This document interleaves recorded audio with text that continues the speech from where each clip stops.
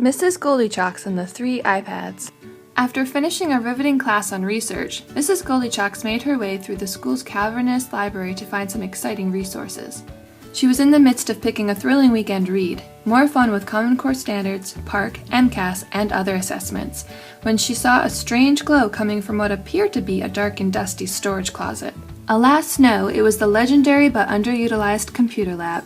Tales spoke of brave souls who had ventured in and experienced miraculous lesson enhancement, but Mrs. Goldilocks was hesitant.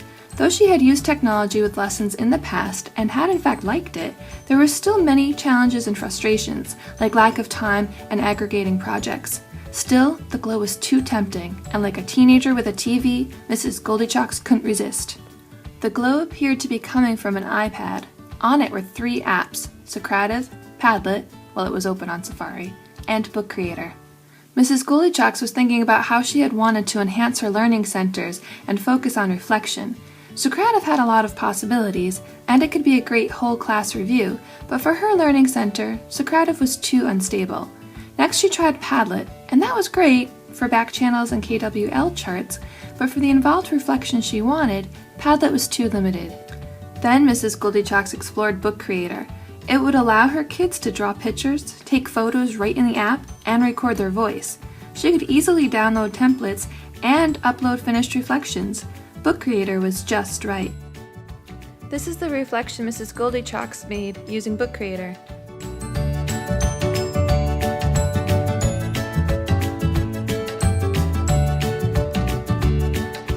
Suddenly, that iPad died, but Mrs. Goldilocks picked up another one.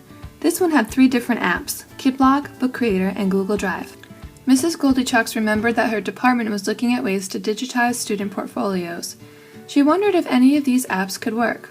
First she tried KidBlog, and though it would work great for her students in Newspaper Club and allow them to type stories and get teacher and peer feedback, to use it with all 400 of her students would be too complicated. Even though she explored Book Creator before, she tried it again to see if it could also be the digital portfolio holy grail. For select digital portfolios, Book Creator would be great, but with limited storage space on the iPads and uploading projects, it's too complicated. Last she tried Google Drive. By having one account and working with different folders, Mrs. Goldilocks could easily manage and collect all of her students' work for different projects, and they could easily find it all too. Google Drive was just right. Suddenly there was a loud beep, then a cricket sound followed by a song.